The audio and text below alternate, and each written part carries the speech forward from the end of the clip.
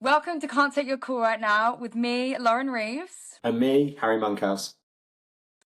Today it is Series 1, Episode 2, and we are still sticking to the theme of Outbound, but this time we are going to talk about the dreaded emails. But before we get into that, Harry, how's your week been? Good. It's an absolutely crazy week. I feel like we are in the midst of planning for next year. We had conversations around kickoff today. So it's Wow. absolutely mental, the fact that I'm already starting to plan Q1 and stuff. But other than that, it's been a pretty decent start to the week. We're already on, looking at the dashboard, we're already on 10 meetings already this week. Very nice. Unbelievable. That's very nice. How about you? Good, yeah. No, I feel the same as you. It's just getting a bit manic now, a bit busy. I feel like also we're starting to be like, oh God, it's literally November around the corner.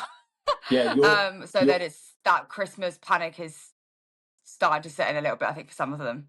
Yeah, especially those that are going on holiday, like, because they don't live in the UK. Mm-hmm. Your post today of like there's 8 Fridays or 8 weekends till Christmas, I was like, oh, I know. Don't tell me that. I know. Tell me that. I said it, and then I went and counted again because I was like, wait, is it actually 8 Fridays? And I was like, shit. It literally is 8 Fridays. Have I just lied? I know. Yeah. Panic. It's depressing. And with the clocks changing as well, like I was like, oh my God, I can't believe how dark it's getting and how this is making me feel. I know. When I left the office today and it was actually dark, I was like, oh, okay, it's here. Yeah. So I need to really order my vitamin D, get my vitamin D spray, 100%. Start getting that in so 100%. then I don't care. 100%. I had a Monday morning meeting with my APAC guys. So their clocks changed at the start of October. Ours changed here, and then North America's changed this weekend. And I hopped on with them, and I was like, morning, guys, like, afternoon, how's everyone doing? How's your day been? And they're like, yeah, it's pretty late here. I was like, well, it's only 5. And they're like, no, it's 7. And I was like, wait, hold on. How have the clocks got worse? I didn't realise that our clocks, so it was their 7 p.m. Oh, and it was my 8.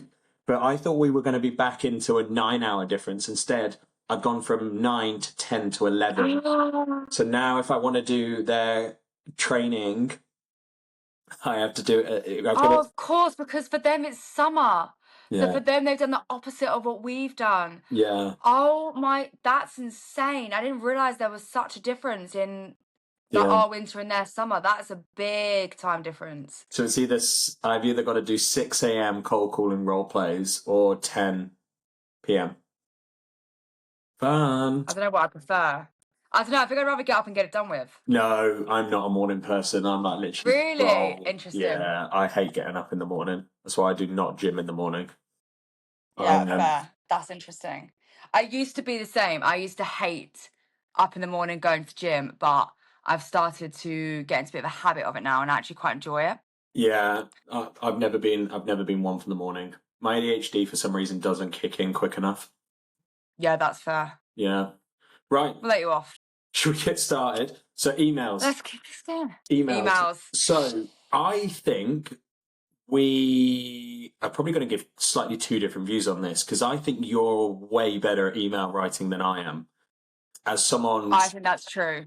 Oh, okay. Humble. What? I'm sorry, but you're also better than me at cold calling. We can admit our strengths and weaknesses here. Okay. We'll align on that. Humble from me too. So I was thinking about this, and I was like, look, I've actually always struggled with emails because I think naturally, just due to my dyslexia, like it's something that has taken me a long time to feel good at. I wouldn't say that I'm still not the best writer of like stringing sentences together, but there's definitely a few like top tips that I have. But like, what's your kind of like top tip when it comes to email writing?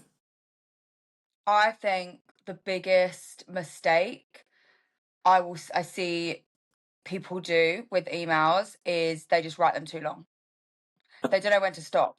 That's the thing I see all the time. So what they're saying could be great. They could be, you know, really focusing on pain. Like they've gone and done like a really personalized email where they've done some deep research. And like if I was to get that up on my phone on the train, for example, I'd have to scroll 3 times because it's an essay. No one's reading that shit. Like cut it down. That is where people go wrong. They just spend so long on these like long-winded, beautifully crafted emails. It's a waste of time. Yeah.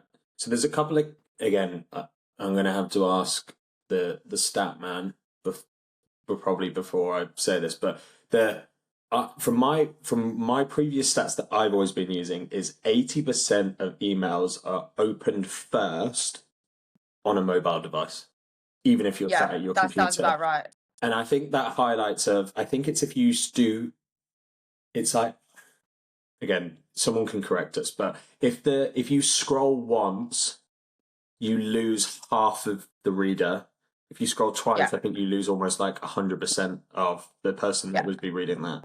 I think it depends, like from a cold, I think for a cold, it's 100%. I think even when you're selling, when you're in an AE deal, I still think you can send slightly bigger emails that you've requested certain types of context. But I think when we think about like cold emailing best practices or even nurture, I think you're exactly right. I think creating it too long or overthinking it. Like, what is too long then?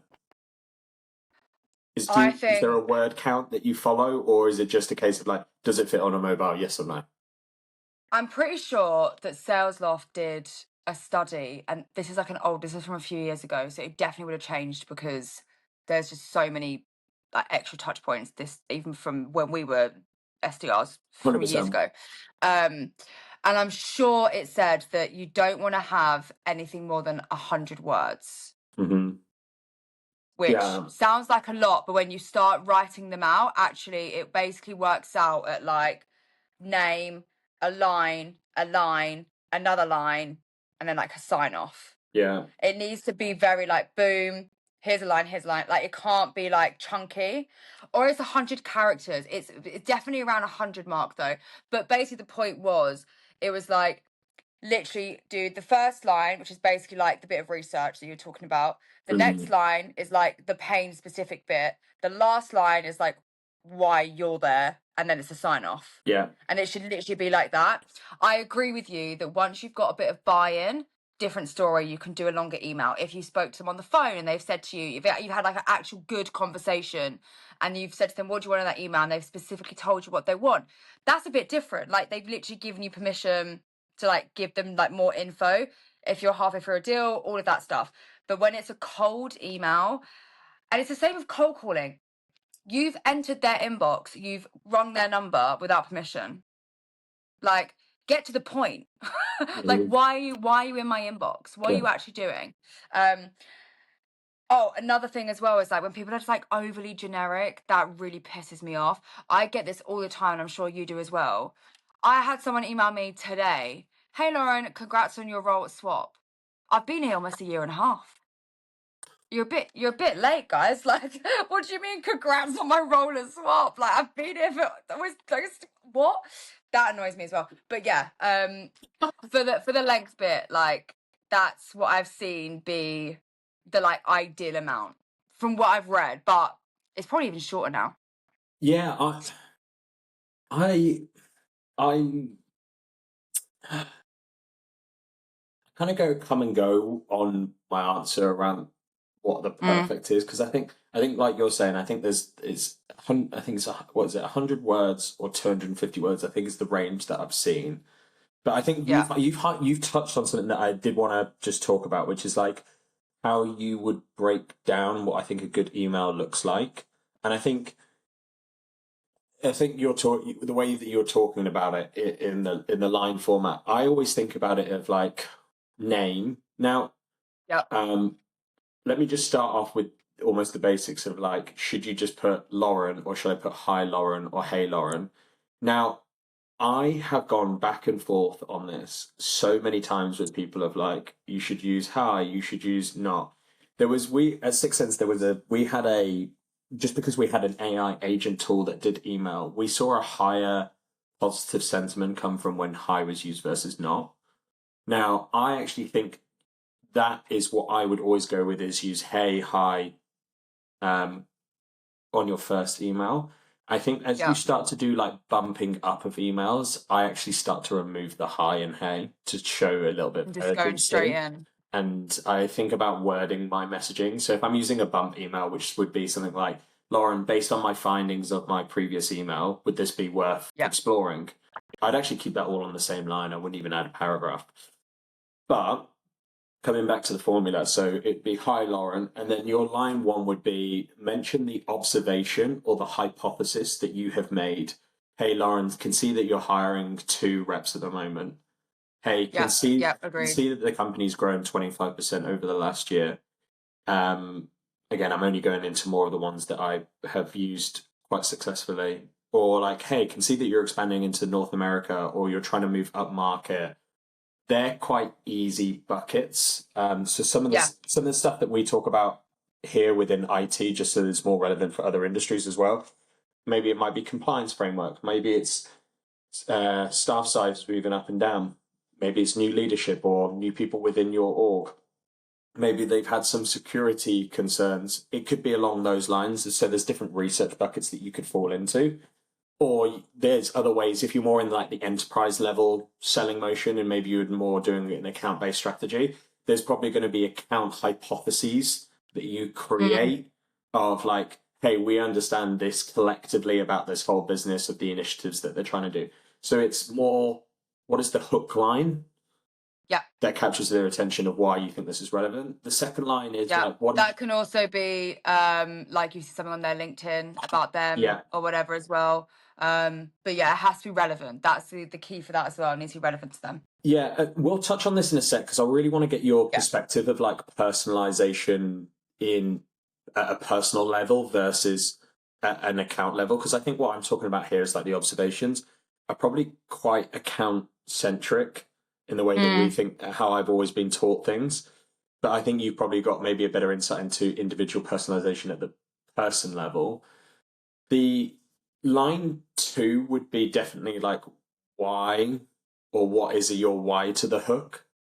Yeah. Um, hey, we're normally helping companies uh, expand their portfolio because they're growing or something like that.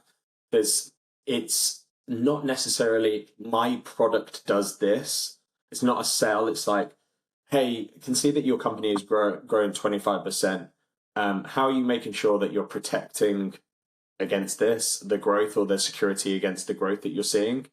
We're helping IT teams focus on this, this, and this, or allowing Yeah. them to do this. And then your third line is your call to action.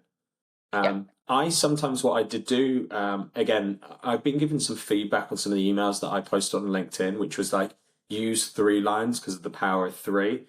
I still think you could use 3 or 4. You could go and ask a hook line, a question, what your product solves for, and then your call to action, which would be something like, would this even be worth exploring? I like using hesitant language within my call to actions. And then I think you can either put then a PS as a line, like PS, Yeah. hey, Like a PS.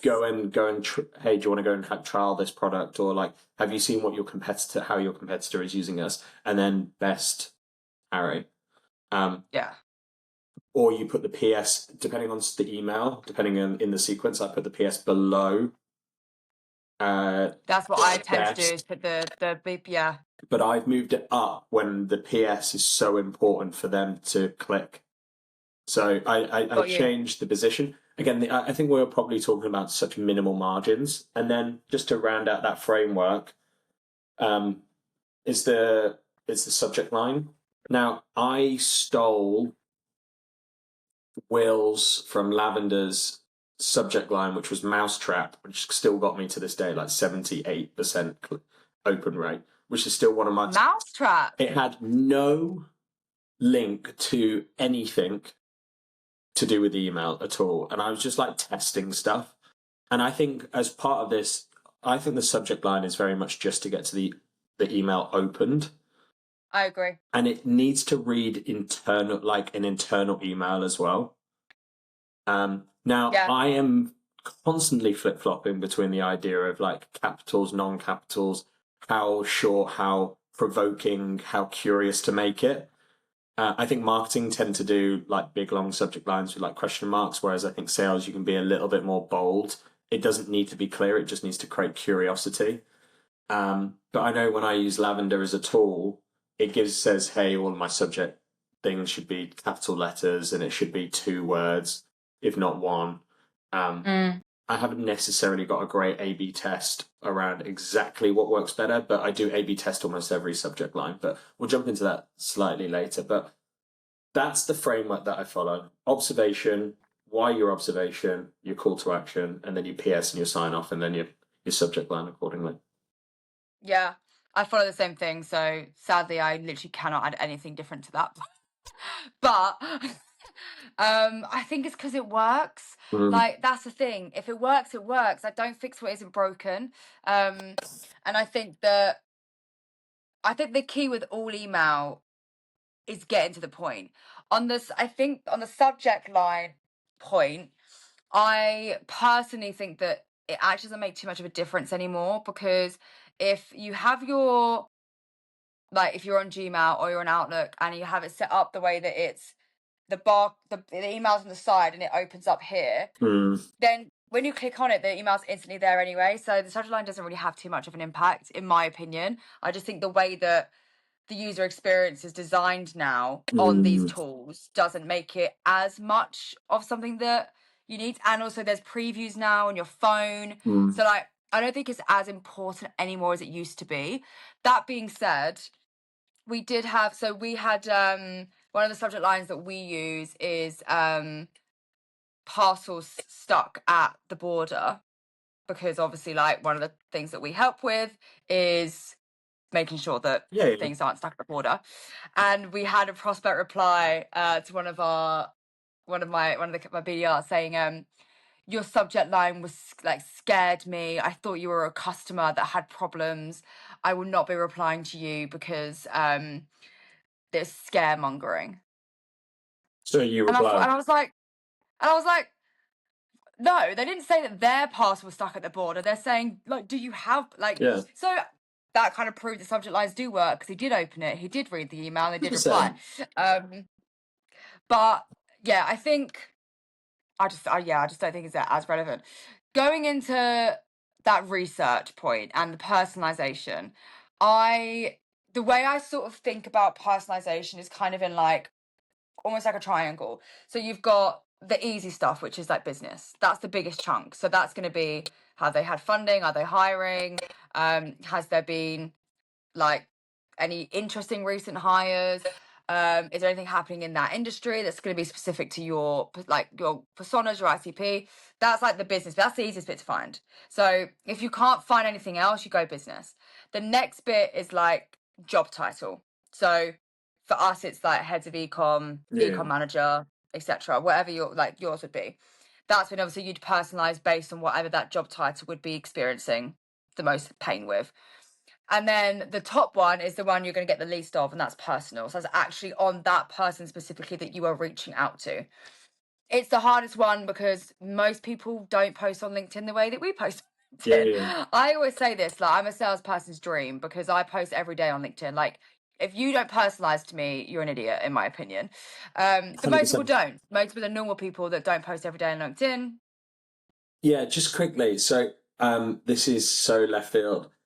I I actually have if you go to my bio on LinkedIn, this is me just proving a point because I'm Yeah. a bit of a twat like this, that people don't personalize and don't do the effort. I have a bit in my bio that says about me. If you scroll right to the bottom and it says, if you use frog in your email, I will automatically reply and maybe even take a meeting. Ah. And that is just to prove that people never look at it. Yeah. I had pineapple in there for 3 years, and I had one message in 3 years using the word pineapple. And Wow. I change it all the time. Like it's being koala, monkey. It's now frog. So people just send me like frog emojis as follow ups, and I think it's great. I've literally just That is good. I've Yeah. I interviewed someone almost the I've got 4 people in interview stage, and 3 of them used Frog in their outreach to get the interview. Yeah. And it always baffles me that even with like now we've got AI, you just have to put my name into like ChatGPT and then say like, hey, can you find anything that I could use for personalization? And that's like one of the first things that comes out. So it just shows that Yeah. you haven't even used AI, which is super Yeah. fucking easy. And then you haven't Yeah. even just clicked see more on my profile, which means you haven't even looked at Yeah. my profile, which means you just send me some generic bullshit that I'm never going to reply to. So I always find that really Yeah. interesting. So Yeah. it's interesting you say about like, yeah, we're not these people. We are a salesperson's dream. I make it even Yeah. easier for them to get Yeah. a meeting. We make it so easy. Like, I think this all the time. Like, there's so much that I post. There's like a ton, and then I get like shitty emails like, congrats on your role at Swap. Congrats on what, babe? Nothing's happened. I've been here for 18 months. What are you chatting about? But So stupid. to that, just quickly, I know we spoke about Yeah. this in episode 1, but like, how often do you get cold calls as part of this strategy? Like, you get I think we both Yeah. agree we get quite a lot of emails. I haven't received a cold call in 3 weeks. Oh, really? I think I've been called twice or 3 times, but it's always been when I've been in a meeting, so I don't answer it. Yeah. Okay. So it's a side question, but yeah, we'll come Yeah. at that. But But no, you're right. it's interesting as a strategy. Like, it's just email is such a big part, but it is also probably the most populated channel, I think, still. Yeah, 100%. And I think it's because people think that they can just use AI, they can just like build it out itself. But sort of on that finish of that research point, I think that the issue that people also have is they will use personalization, but it won't be relevant at all to what they're emailing. So they'll be like, oh, saw you went to whatever university. Was it fun? Anyway, the reason for reaching, what's the point? Why put that in the email? That's irrelevant. It has nothing to do with it.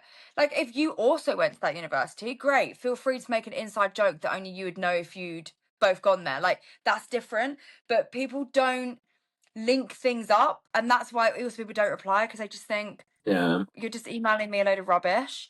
But I think people are lazy. And on that AI point, people have got lazy by using things like AI, but then they're so lazy they don't actually teach AI how to do things properly for them. Yeah. So then they're just putting into like ChatGPT, oh, what can I use in for this company? And they're not actually checking if what ChatGPT has said Yeah. is right, and they're not building out their prompts properly. They're not actually creating this AI machine that genuinely works for them well. Mhm. And that's also half the issue. Like, I'm all for AI. Like, I'm not one of those like, but I just think it's making very lazy salespeople, which is also why these emails are so shit now, Yeah. because they're just putting it into these tools that write emails for you, and it's just generating a load of rubbish. Yeah. I'm a believer that the average email is probably a 4 out of 10 of like, Mm. because there's a lot of crap out there. And if they Yeah. used AI, they'd get it to a 6 out of 10, but it's still a 6 out of 10 doesn't book a meeting. Unless you are in market. And Yeah. I really do think like email can sometimes be that strategy of right place, right time, where Yeah. it can be a little bit more spray and pray, because if you will find a couple of low hanging fruit because you have just in the first place done an okay email. Oh, absolutely. If you're emailing a thousand people, you're going to book a meeting. Yeah. Like, one of those is going to be exactly right time, right place. Yeah. 100%. On that point of like AI, I had someone say to me recently that email is going to be a channel that BDRs don't even use anymore. They're just going to have AI automating it in the background. It's not even something that is a channel that they work. All they do is spend time cold calling and like messaging on LinkedIn. What are your thoughts about that? I still think we're a fair bit time off from AI taking a lot of these channels. Yeah. Um, I'm not trying to get too deep on this because I recently went on a podcast and he asked me what my views were AI on, and I was like, my answer was way too detailed, but I was talking about the world. Like you. I was talking about the world government. Like, Oh, for God's sake! Of course you are. you did ask. But I think AI is in a place where I think there's moments that it's really, really good for. So I think you can have. I use AI to generate a lot of the hook lines, like industry hook lines. So like, hey, what's one statistic about legal and data breaches at the moment, or like credential uh, mishaps where people are basically getting hacked and then they're getting their credentials sold on the dark web. Like, what's one key statistic in the UK that I need to understand about that market? That's a phenomenal statistic that I can then drop in as the hook line. Studies show that blah blah blah is happening in blah blah sector. So I do think that I think we're also, what people aren't realizing, we're getting into a world is like where AI is going to be coming to in regards to how we review technologies and consume data. I mean, you look at, is it Flixler? Are they the AI? Fixer? Is it Fixer or Flixer? You know, the AI, they do. The meeting thing. Yeah, but they also. Yeah, Fixer. Yeah, but they do the email. Like, they sort your inbox out. It's them guys, right? Yes. Yeah. Yes. It is. It's Yeah. Fixer. Yeah. Yeah, what was his name? Is this CEO Aaron? Anyway, it doesn't matter. I think they've got a really interesting product. I tried it out for a bit of time, but I think I had a lot of my ruling set up in Google. But for the everyday person, like, imagine if you just had an AI agent that sits on top of your emails and sorts all of that out. I think they're on to such a great product. But that for me is, I think, where we're going to be moving into. I think the C-suite nowadays are impossible to get hold of. Like, even more so than ever before. Like, I agree with that. I think the way that we're selling, I know I'm taking a complete detour, but I think a lot of what we need to do is like, sellers are going to have to become fact finders. And what I mean by that is doing a lot of peer to peer stuff. So I'm thinking about it with my team at the moment, like what would happen if I went and found out how marketing like share their credentials and manage their passwords and stuff like that. Imagine if I went and did that to then take to the IT director and be like, hey, I've been calling your marketing team and it sounds like they don't have this, this, and this. This normally leads to these problems. And I think that's where we're moving to. So in answer to your question around kind of like AI, I think AI does a really good job of still that like low level tier 3 persona, spray and pray, getting across stuff or actioning stuff quicker than the humans can, or when we've got too much on our plate and we need stuff actioning. The events are a prime example of that. People that register for the event but never come, you could easily get an AI agent to do all of that follow up for you, and then you just follow, and then you have that engagement data that falls to the BDRs, and they call on that engagement data. So I think we're in this transitional phase of how we incorporate it into the BDR landscape. I think we're probably like 3 years off maybe from that becoming a standard workflow. Yeah. But I think what we're not talking about enough about like, hey, where is AI going, is about like the governance piece of like how we're going to use AI to interact with AI. And then what that does to our client. Yeah, great point. No, great point. Yeah, that's fair. Yeah, I think it's going to be a really, really exciting kind of like next 5 years for the BDR function for sure. I'm definitely worried that I think it's going to have. I do think the BDR management side is going to be definitely a new type of style of manager. I think it's going to like.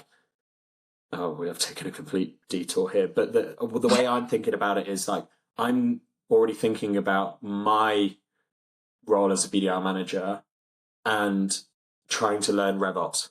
Like, I'm trying to learn Salesforce coding so that I am not, and HubSpot coding, so I am not just a BDR manager that's good at coaching and understanding a team, but I'm a person that can implement a strategy from end to end, do my own reporting, build my own dashboards, and set up and implement new technologies on the back end so that I don't need the resource. So I'm taking another resource of what. Well, I can wear another hat that then they don't need to invest in.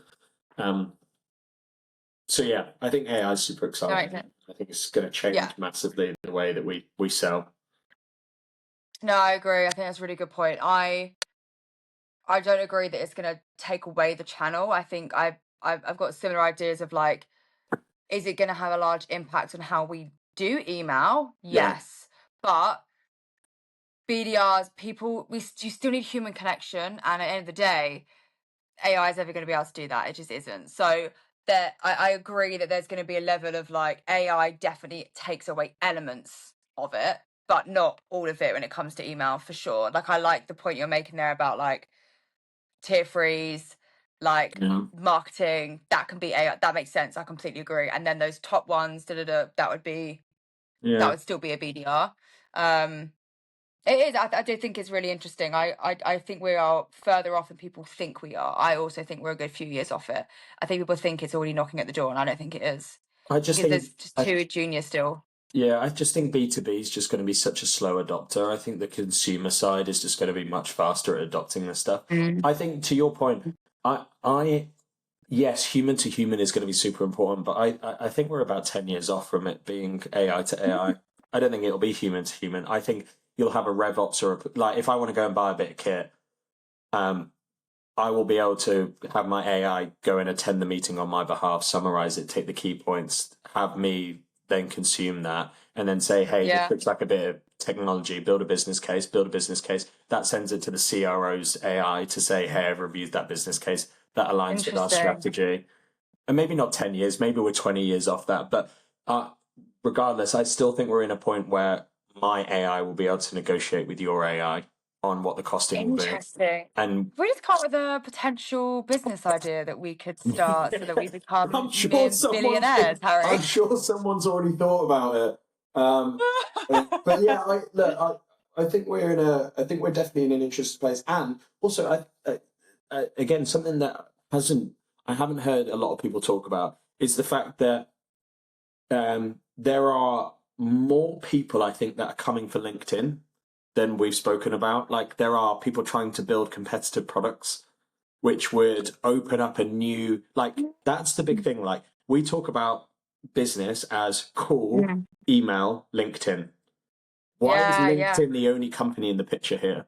So, like, if you think about like consumer, you have consumer is Instagram, Facebook, TikTok. Like, it is the biggest spot in the market, I think, at the moment, is how to B2B buyers buy. A large of that is through LinkedIn. But I think, I mean, we do reach out to our prospects on Instagram.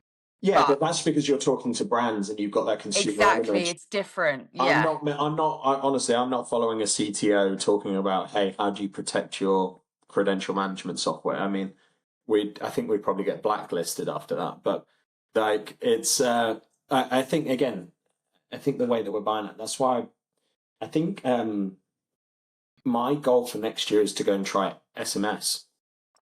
I think WhatsApp could be a huge part to play in a buying decision moving forward. We started seeing a lot of response on WhatsApp. Yeah, it's low cost, it's low energy, it's a differentiator. So I know we've come full circle, but I really do think that the way that we're buying is rapidly changing. And I don't see email going away anytime soon. I still think it's a key pivotal aspect. I wonder if voice notes could come into email. I'm still convinced there's a market for that. Ooh, imagine a voice note with a transcript, and then you have a tool that writes you the email based on the voice note, and it says, like, if you want to listen to the voice note, you can, but here's the email summarizing what we're trying to sell you. But here's a voice note. Interesting.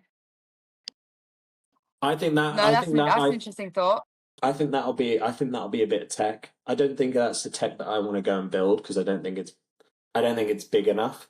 But I do think, again, the way that we're buying video, how easy thing is, short form content, the way that the more of like the millennials, Gen Zs or Gen Zs, Gen Alphas are all All buying. about being It's all about snappy instant and yeah. gratification and stuff like that. And I think very quickly, I mean, you're seeing a lot of it's a lot the well, the people making decisions are getting younger. Yeah. Um, and I think that's a big thing that we need to be thinking about. But again, we're here to talk No, about great email, point. and we're talking about solving the world. Which obviously we could do. Yeah, obviously. You do Obviously. emails, I do cold Look, calls. we've been yapping for a while, but I think let's do quick fire. What is your favourite thing to see in an email? Say that again. Lost you. What is your favourite thing to see in an email? Favorite thing to see in an email? Oh, what as an individual person? Like me being selfish, Yeah. or like what makes it like You uh being selfish. Wait, when you get an email, I think what's for one me thing you love? it's certain bits of research on myself. Like it's a bit self-centered, I know, but the frog stuff that I was talking about before, that's a big thing. There's other things which like rogue call outs. I had some guy like quote me from a podcast I did like 3 years ago, and I was like, no fucking way did I say that. And now he sent me. I was like, send me that, and he sent me it, and I was just like, yeah, I'll take him in. Like that's just great personalization. Like clearly someone's Yeah. gone and done the homework. I as a BDR manager, I applaud hard work and effort when being prospected. If you've gone and shown me that you've done the dance, I'll happily be your partner for the Yeah, next one. completely agree. That's what I love to see. I love when I open up the email and there is just like a sentence in there or a screenshot or a video link. I do video all the time on LinkedIn. When I see a Vidyard link or a Loom link, I click that and I watch that shit every time because I'm like, you've sat down in front of your laptop and you recorded a video when you know I love video. I'm replying to you. Yeah. Like every time. Every time. Okay, what is your biggest hate for email? I'm trying to think other than length. Um, I I've got a few actually. I hate when your thumbnail at the bottom of your email is larger than life. Like it's a huge picture of you. It's like stretched out. There was this one guy that was trying to see if I could use them for recruitment. And I was like, he was like, I'm new on the job. Like, can I just ask them for some feedback or a message? I was like, absolutely fine. I was like, can you please shrink your face in this email? Like, you are 3 times the size of what you've just sent me. Which was like, when on the phone was an absolute nightmare because it would like scroll out and then I had to scroll in to see the email. Yeah, Another one is the amount of people that would like to use bold italics, change in font, change in size, and then multiple hyperlinks. It's just like, chill out, mate. I'm not going to read, I'm not going to click through all of these things. Like, just get to the point, make it short, concise, how you yeah, can help me. And then, like, we can get into, like, you sending me 4 A4 paper documents around, like, why you think this is going to be a useful product. So I think yeah, they're my two things. yeah. I agree with both of those. I would say for me, it's when people call me Laura. And that happens. That's easily done. I'm gonna let people off on Oh that. Like that's easily no, come done. on. That's easily Like, done. no, because That's the easily reason done. it annoys me is because it's It's not your name. closely followed by a really generic, boring email. And it's like, Yeah. oh, you've not even bothered to like check that my name is inputted to your CRM properly. Like, it's just, I find it so annoying. And then the other thing that I really hate for email is when the call to action is book a meeting here and they just put their like calendar link. Yeah. So what do you mean book a meet? Why would I just book a meeting with you? Yeah. Like the call to action isn't like what are your thoughts? Like am I like is this of interest or like something that you're experiencing. Like, it's not like a question. It's just book time with me here. No. Yeah, it's So annoying. it's an interesting point, right? Because I think that's what a lot of people do really badly is ask for time. And actually, you're not Yeah. asking for time. You're asking for like, is this even worth us spending more time on? But you're not. When Yeah. I know I've contradicted myself because I've just said time, but I mean more like a value. Like, hey, Yes. can we book in 15 minutes next Wednesday? It's like, no, but hey, would this even be worth us spending more time looking at, or curious to see how we do this? Yeah. Like, you Worth want me, exploring.